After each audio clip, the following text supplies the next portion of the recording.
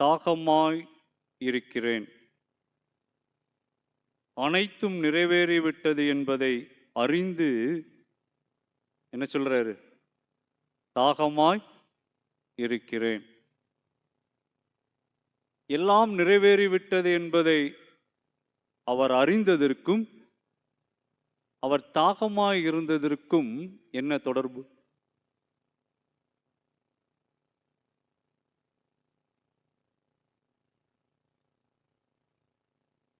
நான்கு முகவுரை சேர்த்து 5 செய்திகள் நம்ம என்ன செஞ்சாச்சு? கேட்டாச்சு. மும்மணி தியான ஆராதனையில 4வது செய்தி கேட்கும் நேரம்தான் ஒரு போராட்டமான நேரம். சரியா? இயேசு கிறிஸ்துவும் ஒரு போராட்டமான சூழ்நிலையில தான் அந்த வார்த்தையை என்ன செஞ்சாரு? சொன்னார். ஆலயத்திலையும் நமக்கு ஒரு பெரிய போராட்டம் நிச்சயம் இருக்கும். 5வது வசனம் வந்துட்டுன்னா அதுக்கு ஒரு நம்ம என்ன ஆரம்பிச்சிருவோம். சரி, இன்னும் 2 இருக்கு, 3 இருக்கு, ஸ்பீடா டைம் என்ன செஞ்சிடும்? பாஸ் ஆயிரும். ரொம்ப உச்சத்தில் இருக்கிறது என்னன்னா 4வது வசனம். அது கடினமான ஒரு வசனம், ஒரு போராட்டமான சூழ்நிலையில் சொல்லப்பட்ட ஒரு வசனம். இந்த 5வது வசனத்தை நீங்க பார்த்தீங்கன்னா, எல்லாம் அனைத்தும் நிறைவேறிவிட்டது என்பதை அறிந்து தாகமாய் இருக்கிறேன் என்றார். இந்த தாகமாய் இருக்கிறேன் என்கிற வார்த்தை உண்மையில் அவர் மனிதனாக பாடுபட்டார் என்பதை நமக்கு தெளிவாக என்ன செய்கிறது? உணர்த்துகிறது. உங்களைப் போல என்னைப் போல ஒரு மனிதனாக அவர் பாடுகளை என்ன செய்தார்? அனுபவித்தார். 100% அவர் மனிதன் என்பதை என்ன செய்கிறார்? காண்பிக்கிறார்.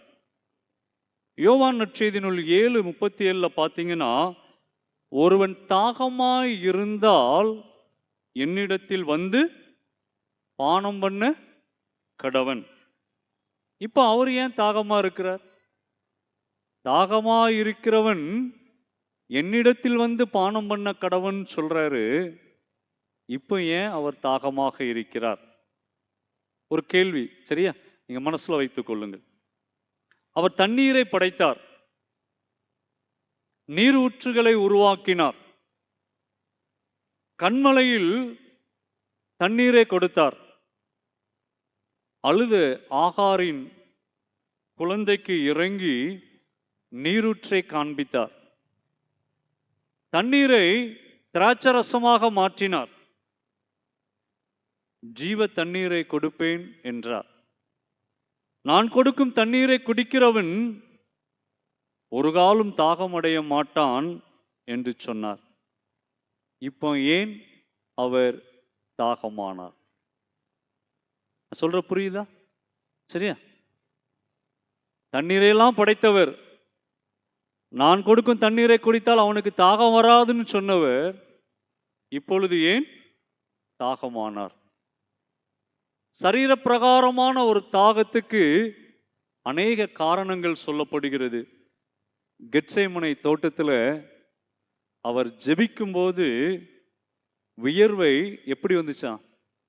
இரத்த துளிகள். உணவு இல்லை, அடி, காயம், இரத்தம் சிந்துதல், சிலுவை சுமத்தல், சிலுவையில் அறைதல், வெயில், இப்படி எல்லாம் சேர்ந்து சரீர பிரகாரமாக அவருக்கு ஒரு தாகத்தை என்ன செஞ்சிருக்கலாம்? கொடுத்திருக்கலாம். ஒருவர் சொல்லுகிறார், 60 நாள் உணவு அருந்தாமல் இருந்து விடலாம், ஆனா 6 மணி நேரம் தண்ணீர் குடிக்காம என்ன செய்ய முடியாது? இருக்க முடியாது. நம்முடைய பாவங்களை அவர் மீது சுமத்தியதால் தந்தையின் முகம் மறைக்கப்பட்ட போது உடலிலும் மனதிலும் அவர் சோகமுற்று தாகமானார் என்று ஒருவர் குறிப்பிடுகிறார். ஆனால் இந்த இடத்துல நாம் பார்க்கும் பொழுது அவர் எல்லாம் நிறைவேறி விட்டது என்பதை அறிந்து அங்க என்ன செய்கிறாரு? தாகமாகிறார். நீங்க மார்க்கு நற்செய்தி நூல் 8ஆம் அதிகாரம் 31ஆம் வசனம், 9:31, 10:32 பார்த்தீங்கன்னா, அவர் எருசலேமுக்கு போகும்போது அங்கு தனக்கு என்னெல்லாம் நேரிடும் என்பதை இயேசு கிறிஸ்து என்ன செய்கிறார்? சொல்லுகிறார். 3 முறை குறிப்பிடுகிறார்.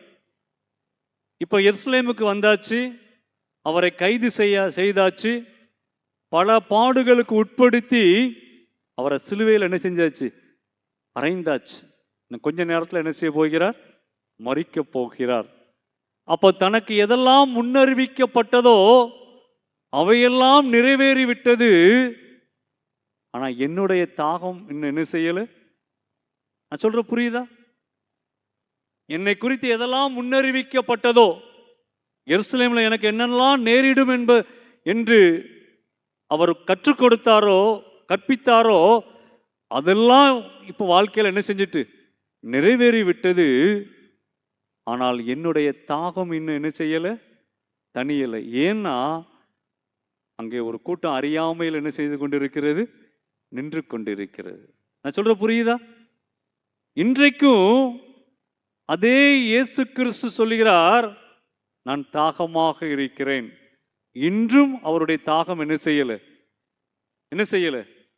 தனியவில்லை. இப்போ உங்களுக்கு புரியும்னு நினைக்கிறேன். அதனாலதான் அனைத்தும் நிறைவேறிவிட்டது என்பதை அறிந்து, எல்லாம் நிறைவேறிட்டு, ஆனா நான் இன்னமும் எப்படிதான் இருக்கிறேன்? தாகமாத்தான் இருக்கிறேன். உங்களுக்கு புரிஞ்சிருக்கும்னு நினைக்கிறேன். சரியா? அப்போ இயேசு கிறிஸ்துனுடைய தாகம் அங்க என்ன செய்யலை? இன்னும் தீர்க்கப்படவில்லை. அன்பானவர்களே, தீர்க்கப்படாததற்கு காரணம் என்ன தெரியுமா? அவருடைய தாகம் அறியப்படவில்லை. முதல் காரியம், is thirst was not known. அவருடைய தாகம் என்ன செய்யல? அறியப்படவில்லை. நீங்க நன்றாக கவனித்து பாருங்கள். அவர்கள் இன்னும் அவர் யார் என்பதை அறியவில்லை.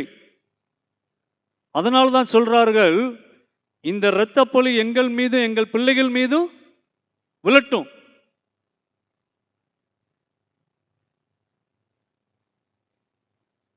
அவருடைய தாகத்தை அறியாததினால்தான் அவருக்கு எதோ எடுத்து கொடுக்கிறாங்க? காடியை என்ன செய்கிறார்கள்? கொடுக்கிறார்கள். இன்றைக்கும் இயேசு கிறிஸ்து நம்ம பார்த்து சொல்றாரு, நான் தாகமாக இருக்கிறேன். இன்றைக்கு அவருடைய தாகம் தீர்க்கப்படாததற்கு காரணம் என்ன தெரியுமா? இன்றைக்கும் நம்மில் அநேகர் அவருடைய தாகத்தை என்ன செய்யல? அறிய.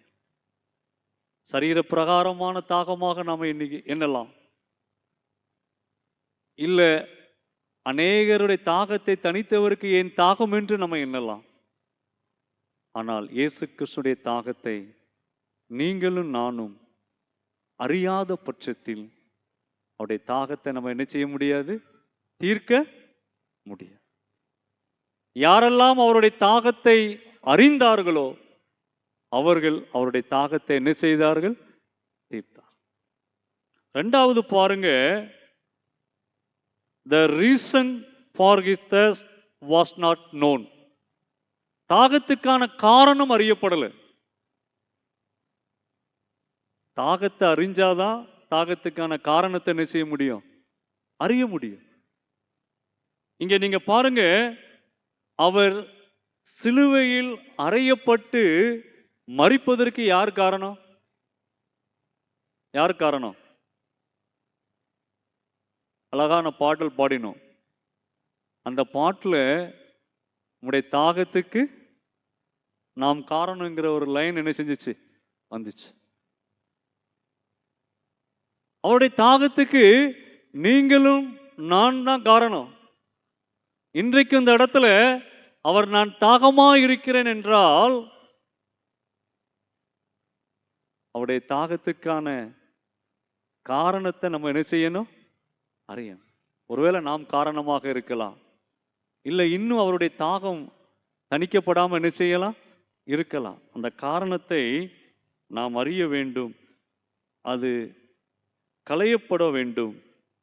தாகமாய் இருக்கிறேன் என்பதை கேட்பதோடு மட்டுமல்ல, அவருடைய தாகத்தை நாம் அறிந்து அவருடைய தாகத்துக்கான காரணத்தை என்ன செய்ய வேண்டும்? அறிய வேண்டும். இன்றும் இதே நிலைதான் தொடர்ந்து கொண்டிருக்கிறது. மூன்றாவதாக நீங்க பாருங்க, அவருடைய தாகத்தை எவரும் தணிக்க முன்வரவில்லை. Nobody was ready to quench his thirst. அவருடைய தாகத்தை தணிக்க யாரும் முன்வரல. ஏன்னா அவருடைய தாகத்தை என்ன செய்யல? அறியவில்லை. அதனாலதான் காடியை கொடுத்தார்களே ஒழிய உண்மையான அவருடைய தாகத்தை தணிக்க யாரும் அந்த இடத்துல என்ன செய்யல? முன்வரவில்லை. இன்றும் தாகமாய் இருக்கிறேன் என்கிற வார்த்தை நமக்கு முன்பாக வைக்கப்படுகிறது. அவருடைய தாகத்தை தணிப்பது யார்?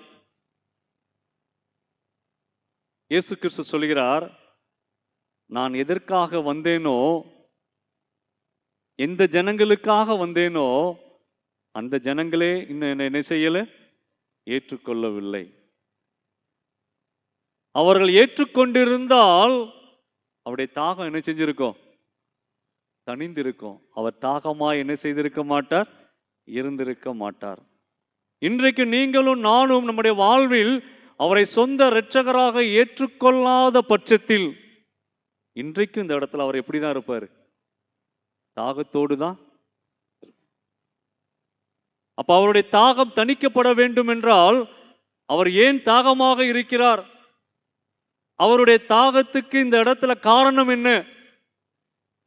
அதை உணரும் போதுதான் அவருடைய தாகத்தை தணிப்பதற்கு நாம் என்ன செய்ய முடியும்? முன்வர முடியும். யோவான் நற்செய்தி நூல் 4ஆம் அதிகாரத்தை எடுத்துக்கொள்ளுங்கள். சமாரியா பெண்மணி அவளிடத்துல கேட்கிறார், தாகத்துக்கு தண்ணீர் தா. அந்த உரையாடலை நீங்க அந்த அதிகாரத்துல வீட்டுல போய் வாசித்து பாருங்க. முதல்ல அவருடைய தாகத்தை அவள் என்ன செய்யவில்லை? அறியவில்லை. தாகத்தை அறியாததுனாலதான் அந்த உரையாடல் அங்க என்ன செய்து கொண்டு போகுது? வளர்ந்து கொண்டு போகிறது. இன்னும் நீங்க அதுல பார்த்தீங்கன்னா அந்த இடத்துல அவர் தாகமாய் இருப்பதற்கான காரணத்தை முதலாவது உணரல. அந்த கிணற்றண்டை அவர் தாகத்தோடு நிற்பதற்கான காரணத்தை உணரல. அவள் எப்போ அவளுடைய தாகத்தை உணர்ந்தாலோ, அந்த இடத்துல அவர் தாகத்தோடு நிற்பதற்கான காரணத்தை உணர்ந்தாலோ, அடுத்த நிமிடம் அவருடைய தாகத்தை தணிப்பதற்கு அவள் என்ன செய்தாள்? ஓடி சென்றார். நான் சொல்ற புரியுதா? அவருடைய தாகத்தை தணிப்பதற்கு தன்னுடைய கையில் இருந்த குடம் கூட சுமையாக இருக்கும் என்று எண்ணி குடத்தை அந்த இடத்துல என்ன செய்கிறார்? வைத்து விட்டு ஓடி போகிறார். அங்கே சென்று என் வாழ்வில் எல்லாவற்றையும் ஒருவர் எனக்கு சொன்னார், அவர் மேசியாவா, வந்து பாருங்கள் என்று சொல்லி அநேகரை அழைத்து வந்து அந்த இடத்துல இயேசு கிறிஸ்துடைய தாகத்துக்கு தண்ணீர் கொடுக்க.